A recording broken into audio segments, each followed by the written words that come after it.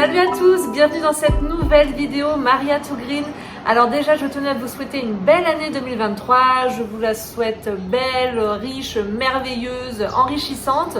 Bon, alors forcément, cette année, ça va être comme toutes les autres. Il va y avoir des hauts, des bas, ça va pas être simple. Mais bon, essayons de se la faire au plus proche de ce que l'on désire. Donc dans cette nouvelle vidéo, on va parler du développement de ma marque. C'est la première sur ma chaîne YouTube sur ce thème-là. Pour ceux qui ne le savent pas encore, j'habite au Costa Rica depuis 1 an et demi.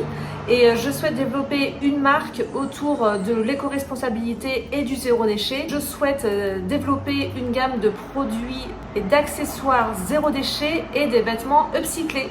Donc cette marque, elle va être destinée pour les Costaricains et les gens qui habitent ce pays. C'est pour moi hyper important de travailler en local, donc désolée pour mes amis français et canadiens qui me suivent, vous ne verrez pas mes produits dans votre pays. Donc c'est un projet qui me tient à cœur, j'adore la couture, j'adore la création, j'adore réutiliser des choses qui sont déjà existantes, j'adore faire des essais, j'adore tester les matières. J'ai vraiment envie d'apporter ma pierre à l'édifice pour changer petit à petit les modes de consommation, consommer moins d'emballage, moins de plastique. Le plus de Maria to Green, vraiment mes valeurs, c'est consommer mieux, consommer plus green, mais voilà, de le faire de manière pop, de le faire de manière colorée, de le faire de manière stylée, dynamique, vraiment voilà, vous donner des accessoires qui vont égayer votre journée et en plus qui vont vous permettre de faire des bonnes actions. Je vais vous emmener avec moi dans les ateliers de fabrication parce qu'on a commencé à réaliser mes prototypes, donc c'est parti, on y va,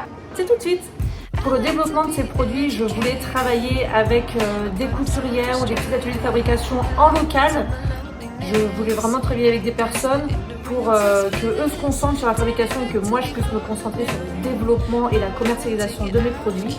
J'ai rencontré Victoria qui est du Panama et donc qui habite au Costa Rica depuis 11 ans je crois maintenant. ¿Qué tiene en su mano Hernán? Tengo los accesorios para las máquinas. Ce que j'adore en fait dans ma vie en ce moment, c'est rencontrer des gens, avoir des relations simples, découvrir l'histoire de toutes ces personnes qui sont sur ma route. Et voilà, moi ça me fait vibrer, en fait ça me fait avancer. Je me rends compte que j'ai vraiment un fort attrait pour rencontrer toutes ces personnes. Première journée avec Victoria et Hernán. J'arrive à l'atelier avec mes gros sacs, tout mon tissu. On a pu commencer à discuter de notre organisation de travail, des produits que je voulais proposer. Elle a pu voir aussi voilà, mes croquis, voilà, sur tout ce que moi j'avais travaillé depuis déjà 8 bons mois avant.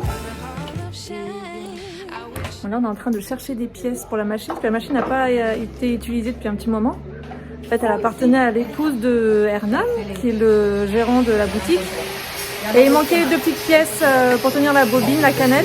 Donc avec Victoria, on commence à discuter. Et là, en discutant, en fait, je me rends compte qu'on s'était pas bien compris au premier rendez-vous, mais que Victoria ne peut pas réaliser les patrons. Je me dis, c'est pas grave, moi je vais le faire. Là, c'est pas un souci pour cette collection-là, c'est vraiment des patrons très très simples. Par contre, ça va me limiter pour la suite parce que après j'ai d'autres idées, mais pour des produits qui vont être plus complexes. Donc là, je commence à tracer les premiers patrons des tote bags. Je me rends compte que j'ai oublié d'acheter les fils pour pouvoir faire les premiers essais. Donc je file au magasin. Bon, alors là, je file au magasin de tissus et accessoires couture de Turrialba. Donc je veux quelque chose de résistant et de couleur marron.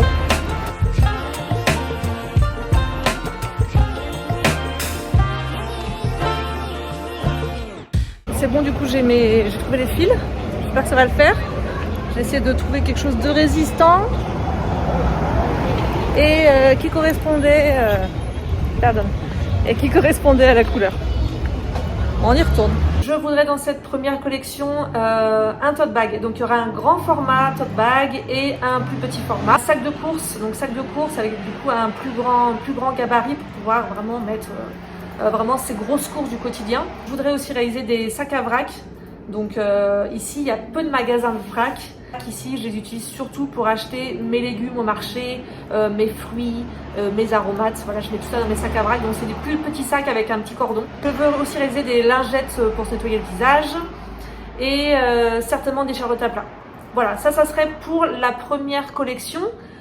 Voilà, pour commencer la production en douceur et puis me tester moi, me tester aussi avec mes partenaires, mes collaborateurs fabricants, voilà, pour commencer à démarrer tranquillement l'aventure.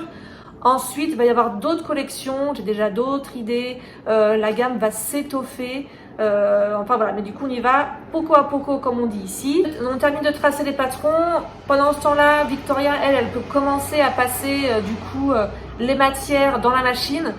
Là on se rend compte en fait depuis le début que la machine elle a du mal à prendre, elle a du mal à piquer, elle a du mal à prendre les tissus. Alors du coup moi je me dis c'est sûr, c'est la matière que j'ai choisie.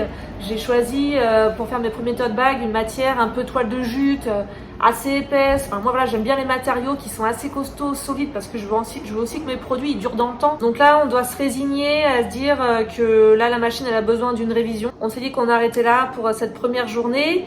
Moi du coup ça me laisse une semaine pour réaliser l'intégralité des patrons de la collection.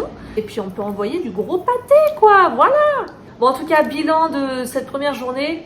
Je vous avoue que émotionnellement, j'avais la pression. Je crois que comme tout le monde qui réalise quelque chose, on a envie que ça se passe au mieux. J'ai la chance de rencontrer vraiment des personnes formidables, super bienveillantes, qu'on se professionnalise, donc ça se passe vraiment super bien et qui sont surtout de bons conseils, qui ont cette expérience aussi de la production, qui ont des années de carrière derrière eux, donc voilà, qui sont vraiment là et qui comprennent aussi les enjeux que moi je suis en train de prendre.